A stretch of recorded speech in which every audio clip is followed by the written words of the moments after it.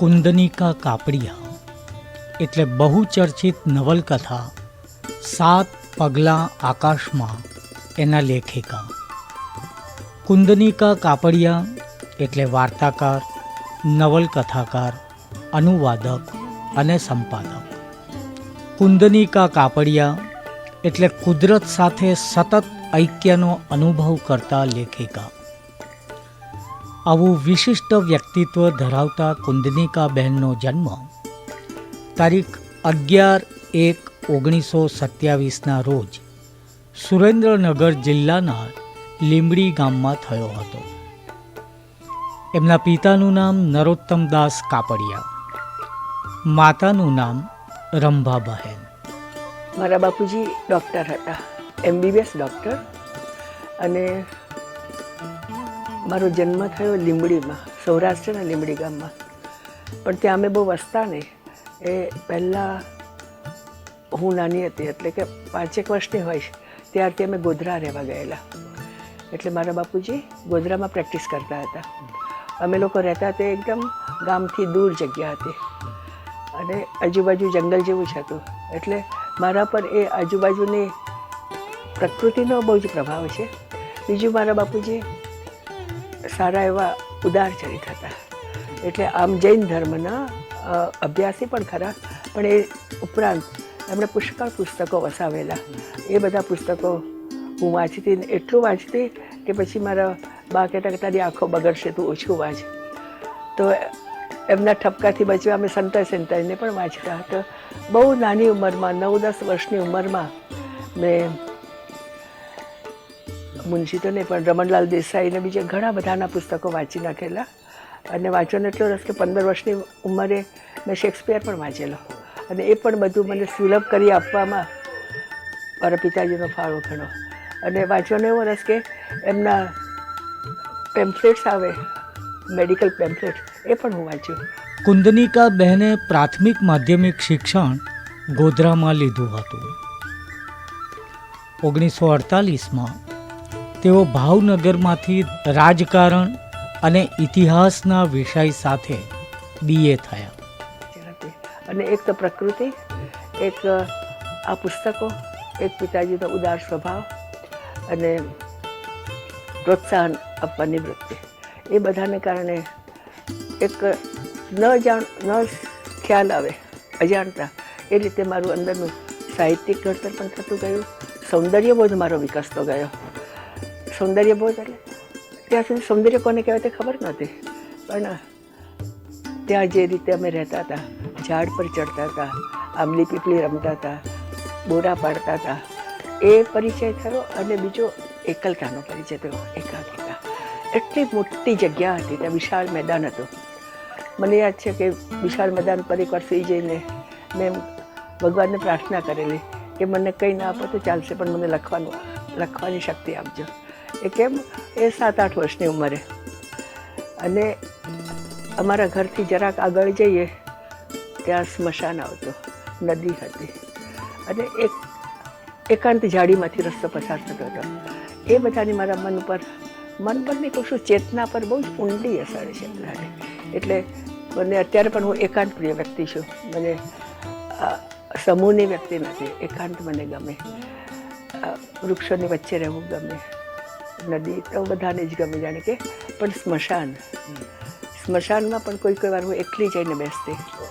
અને એમ કે ભય ન રખાય ને આપણાથી, એટલે નહીં રાખવાનો.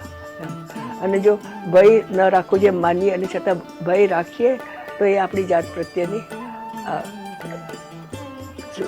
અપ્રામાણિકતા કહેવાય.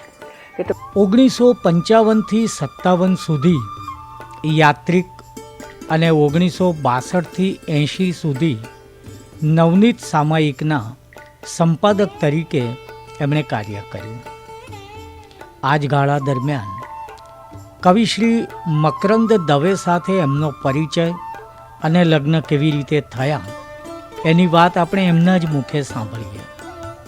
હું નવનીત ગુજરાતી ડાયજેસ્ટ નામનું અમારું મેગેઝિન નીકળતું 1962થી. એ પહેલાં હિન્દી ને મરાઠી એની એડિશન્સ હતી, અને પછી અમારી ગુજરાતી એડિશન્સ હતી.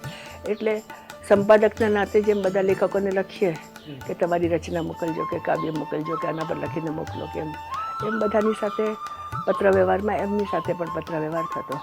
પછી એમનામાં કંઈક મને વિશેષતા દેખાઈ હતી. એટલે એકવાર મેં એમને લખેલું કે તમે તો ગમતાનો ગુલાલ કરનારા કવિ છો, તમને એક એવું સરસ કાવ્ય મોકલો. એટલે એમણે એની જ પંક્તિ બનાવી કે ગમતું મળે તો અલ્યા ગુંજેને ભરીએ ને ગમતાનો કરીએ ગુલાલ. એ પંક્તિથી એને કાવ્ય લખ્યો. પછી એમ કરતાં પરિચય વધ્યો અને પછી લખવાની શરૂઆત એમણે પ્રેમના આંસુ નામની ટૂંકી વાર્તાથી કરેલી. તેઓ શરૂમાં કહેતા એમની સર્જન કાર્યની પ્રેરણા એમને ધૂમકેતુ, શરદબાબુ, ટાગોર, શેક્સપિયર અને ઇબ્સનમાંથી મળે છે. એમના વાર્તા સંગ્રહોમાં 1954માં પ્રેમના આંસુ, 1968માં વધુ ને વધુ સુંદર, 1978માં કાગળની હોડી અને 1983માં જવા દઈશું તમને નો સમાવેશ થાય છે. એમણે લખેલી 3 નવલકથાઓ છે 1968માં પરોઢ થતાં પહેલાં, 1972માં અગનપીપાસા અને 1984માં 7 પગલાં આકાશમાં. એમાં એવું થાય કે કોઈક જેને કોઈ સ્ફુલ્લિંગ, એક ચિનગારી, એક તણખો એવું કોઈક વસ્તુ ક્યાંક અડી ગઈ હોય પછી એના પર આખું મંડાણ થાય. મને પોતાને ખબર પણ ન હોય કે આ શું લખાશે, પણ ઇટ જસ્ટ કમ્સ એમ કહેવાય. અને ઘણીવાર તો એવું થાય કે રસ્તે ચાલતે ચાલતા પણ વાક્ય સ્ફુરે તો પર્સમાંથી કાગળ કાઢીને લખેલું કે આ વાક્ય તો બહુ સારું છે વાક્ય. એમ કરતાં કરતાં આખી વસ્તુનો બહુ ધૂંધળો ખ્યાલ હોય. એમ ન હોય પહેલાં કે આપણે આ લખવું છે ને પછી એનો અંત આ રીતે લાવવું છે ને એવું બધો કંઈ ખ્યાલ હોય જ નહીં, પણ ઇટ જસ્ટ કમ્સ. એમણે આપેલા અનુવાદોમાં લોરા ઇંગ્લસ વાઇલ્ડરની નવલકથાનો અનુવાદ વસંત આવશે, મેરી એલન ચેઝના અનુભવોના પુસ્તકનો અનુવાદ દિલભર મૈત્રી અને બંગાળી લેખિકા રાણી ચંદના પ્રવાસ વર્ણનોનો અનુવાદ પૂર્ણકુંભ ઉપરાંત જીવન એક ખેલ, ઉઘડતા દ્વાર અનંતના વગેરેનો સમાવેશ થાય છે. જ્યારે દ્વાર અને દિવાલ તેમજ પરમ સમીપે એમના પકીર્ણ લેખો નિબંધોના સંગ્રહો છે. આક્રંદ અને આક્રોશ એ ચરિત્રનું પુસ્તક છે. એમના અન્ય પુસ્તકોમાં હિમાલયના સિદ્ધ યોગી, પુરુષાર્થને પગલે, ઝરૂખે દીવા, ગુલાલ અને ગુંજાર વગેરે છે.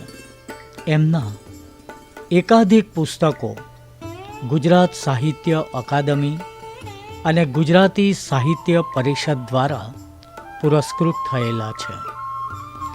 એમની 7 પગલાં આકાશમાં નવલકથા દિલ્હી સાહિત્ય અકાદમી દ્વારા પુરસ્કૃત થયેલ છે.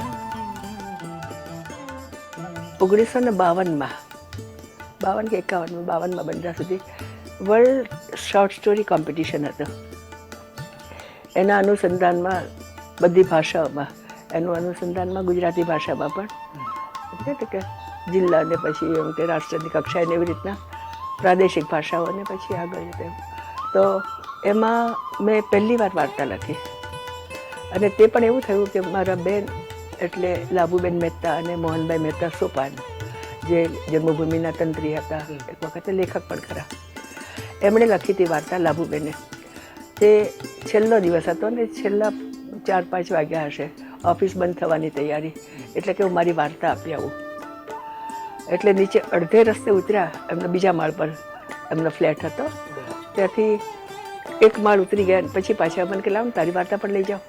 એટલે મેં વાર્તા આપી. તો છેલ્લા દિવસે છેલ્લી ઘડીએ એ પહોંચ્યા ઓફિસમાં, કાર્યાલયમાં જન્મભૂમિના, અને મારી વાર્તા આપી અને એને બીજું ઇનામ મળેલું. ઈશ્વર પેટલીકરને પહેલું ઇનામ હતું લોહીની સગાઈ અને મારું હતું પ્રેમના આંસુ. મને હંમેશા એમ લાગે કે માણસે કેવળ પોતાને માટે નહીં જીવવું જોઈએ. નરસિંહ મહેતાનું બહુ જાણીતું ભજન કે વૈષ્ણવજન તો તેને કહીએ. તો વૈષ્ણવ એટલે કોણ વૈષ્ણવજન? વૈષ્ણવ ધર્મ પાળે તે ને, પણ જે પીડ પરાઈ જાણે, બીજાની પીડાને સમજવાની શક્તિ, એટલે કે જેને આપણે સંવેદનશીલતા કહીએ છીએ.